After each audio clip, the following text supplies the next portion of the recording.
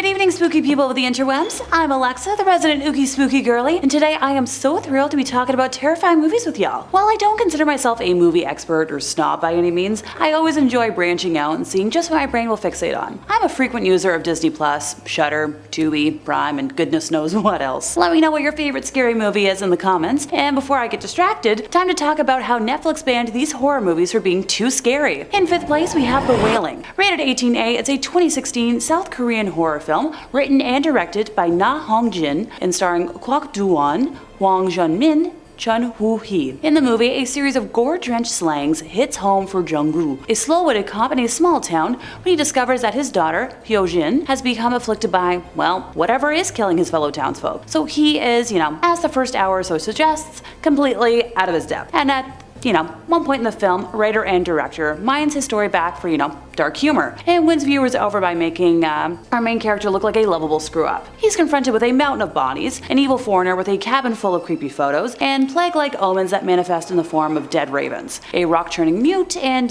crazy dreams. The Wailing received widespread critical acclaim. On popular review website Rotten Tomatoes, the film has an approval rating of 99% and an average rating of 8 out of 10, based on 82 reviews. The site's critics' consensus reads, "The Wailing delivers an atmospheric, cleverly constructed mystery whose supernatural thrills more than justify its imposing length." On fellow website Metacritic, the film has a weighted average score of 81 out of 100 based on 19 critics, indicating, universal acclaim. It was released in South Korea on May 12th of 2016. The film was shown in the out of competition section at the Cannes Film Festival in France on May 18th and was released in the United States on May 27th. It was then released on Netflix at a later date, but it has since been taken off the streaming service. Well, if you'll excuse me, this sounds like something I should perhaps watch, maybe even tonight. In 4th place, we have Repo the Genetic Opera. Call me biased all you want. This beloved train wreck and its sequels are some of my favorite comfort media watches. Where the heck else am I going to see an ensemble like Paul Sorvino, Paris Hilton, Anthony Head, Sarah Brightman, Ogre, Alexa Penavega, and Terrence Dunnock all in the same place? It's like a Tumblr fanfic mess come to life. Oh, and if you didn't gather from the title, it's an actual genuine opera, so it's entirely sung. The movie takes place in the mid-21st century, when an epidemic of organ failures leads to the rise of GeneCo, a company providing transplants at a great price. And by mid-21st century, I mean 2056 to be exact. So a little over 30 years from now. Those who miss their payments become targets of GeneCo mercenaries, who repossess the organs. The CEO of GeneCo, Roddy Largo, discovers he is terminally ill and is adamant that his offspring aren't worthy heirs to his fortune, and instead plans to give his entire fortune to 17-year-old Shiloh Wallace, the daughter of his late ex-fiancé, Marnie. In this crazy world of addiction and legalized killing, Shiloh is a sheltered girl who seeks a cure for her rare disease as well as information about her family's mysterious history. She meets a whole wild crew of folks along the way and learns a lot about her dad. Spoiler alert, it turns out he's been making her sick the entire time to try and protect/cure her, out of guilt from losing his wife. Granted, I didn't super expect a doctor by day who masquerades as a repo killer slasher man by night to be, super ethical. I'm willing to bet though, most of y'all have heard at least one song from this. Does Zydrate come in a little glass vial? Sound familiar? Zydrate is the substance that sedates folks for their surgery in this world, and it's super hecking pricey, ergo why most folks buy it secondhand off of dealers. This movie really likes its gore, and since it shares a director with the first 4 Saw films, you can probably get an idea of what to expect visually. Usually I'm not one for gore, preferring psychological horror, but something about this film just scratched a really happy itch in my brain the first time I saw it, and it has become a favorite ever since. When the film was originally being promoted, due to a lack of studio support, the director, Darren Bousman, and creator/grave robber, Terrence Dunnock, did most of their own promotion by hosting a Repo Road Tour. The tour was set up for one-night screenings in 7 different United States cities and included extensive question and answer sessions following each showing. Because of strong ticket sales, a second and third touring session were added, in addition to a British tour across 4 locations. The film received a limited release in the United States and Canada on November 7th of 2008 and was released in early 2009 on DVD and Blu-ray, featuring 2 audio commentaries, 2 featurettes, the theatrical trailer, and 4 deleted scenes. As much as I'll wax poetic about it, it's not for the faint of heart. The gore alone, never mind watching Paris Hilton's face fall off, can definitely leave an impact. If you do make it through Repo, I highly recommend also giving The Devil's Carnival and its sequel a watch. While they're not direct sequels to Repo, they have the same grit, and the dark circus and religion themes are fabulous. Also, you get the additions of David Hasselhoff and Adam Pascal, which makes it a win in my book. In 3rd place, we have Barbarian. Probably the most recent release on today's list, and rated R. Barbarian came out in 2022 and was picked up by HBO Max, and later got bounced to Disney Plus Tess when it was deemed too scary for the original platform. Netflix never wanted it, adamant it was too scary for their viewers. Documentary researcher Tess has booked an Airbnb and arrives at night in the pouring rain to find a guy named Keith is already staying there. So Keith is played by well-known spooky actor Bill Skarsgård, and if that doesn't ring a bell, he's the current Pennywise the Clown. Ergo, he's dang good at being creepy. He eventually convinces her to stay until they can get this sorted, and since she can see proof of reservation, she decides why not. And being a gentleman, the guy offers to take the couch. As is with many things I watch, my common sense is already screaming, but a trope is a trope. When Tess wakes up in the middle of the night, she's kinda shaken up to find her bedroom door has been opened, but Keith is asleep and assures her he did not touch the door. The next morning she goes for her interview and is warned not to stay in the area where she is staying. Upon returning to the house, she is chased inside by a homeless man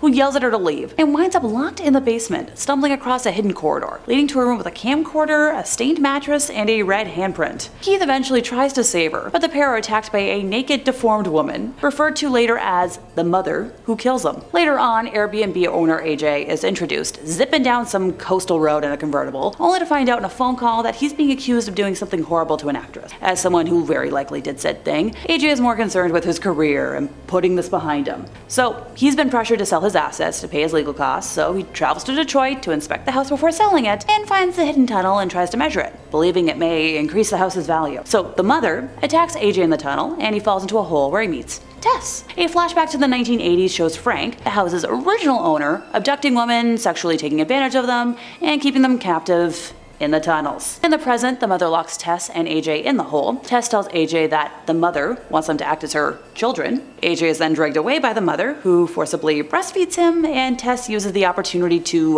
get the heck out of Dodge. While the summary might not sound super scary and rather cheesy and tropey, it's the use of cinematography and framing that really sets the tone for nightmares for those brave enough to watch. Gore scenes include a head being bashed against a wall until it's a red pulp, eye gouging, which an arm being ripped off and used as a club, a red kaboom wound, and more. If that isn't enough, there's discussion and dialogue about sexual aggression towards women, as well as dialogue about inbreeding. I'm torn between wanting to watch this tonight before bed or waiting for a day off, but let me know what y'all think in the comments. In second place, we have Shrew's Nest. So this is a horror film that was released in 2014 and was deemed too scary for any streaming service until Shudder came to be in 2016, and has been highly praised as one of the original films of the platform. Plot is set in the 1950s in an apartment in Madrid. Agoraphobic main character Montse earns her living by working as a seamstress out of her home and lost her youth taking care of her younger sister, who's referred to as the girl, who brings, some additional earnings to the household by working at a store outside of the home. Montse is at odds with the prospect of her sister establishing intimate relationships with males, despite the girl actually coming of age. Our main character chooses to hide from reality,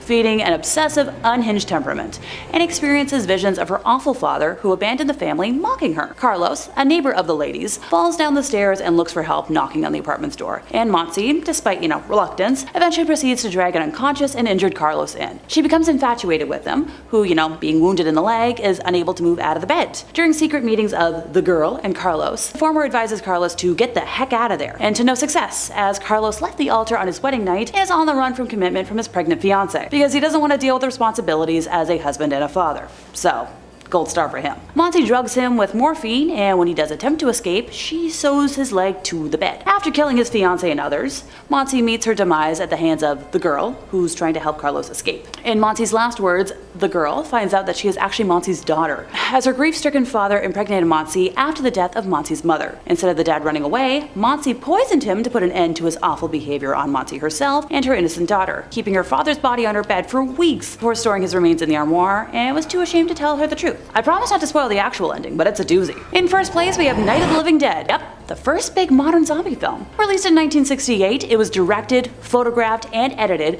by George A. Romero, written by Romero and John Russo, and produced by Russell Streiner and Carl Hardman. A crazy group of individuals takes refuge in an abandoned house when corpses begin to leave the graveyard in search of fresh human bodies to devour. Main character Ben does his best to control the situation, but when the reanimated bodies surround the house, the other survivors begin to panic. Any semblance of order within the group begins to dissipate. The zombies start to find ways inside, and one by one, the living humans become the prey of the deceased ones. If you haven't watched it before today, shame on you, because it's a masterpiece and a half. It premiered in Pittsburgh on October 1st of 1968, and it grossed 12 million American dollars domestically and 18 million internationally, earning more than 250 times its budget and making it one of the most profitable film productions ever made at the time. So it was released shortly before the adoption of the Motion Picture Association of America rating system, and the film's explicit violence and gore was considered groundbreaking, leading to a lot of controversy and negative reviews. Its first showing was a weekend weekend matinee, and some folks brought their little ones to it. As someone who scares people for a living and questions when adults bring strollers to a haunted event, this was many times worse, fully traumatizing some of the little ones. Zombies are shown in this eating the organs and entrails of the victims they've killed. A young woman turns into a zombie and impales her mother to death repeatedly with a trowel. Zombies are killed with rifle targets to the head, set on fire, and crushed with tire irons.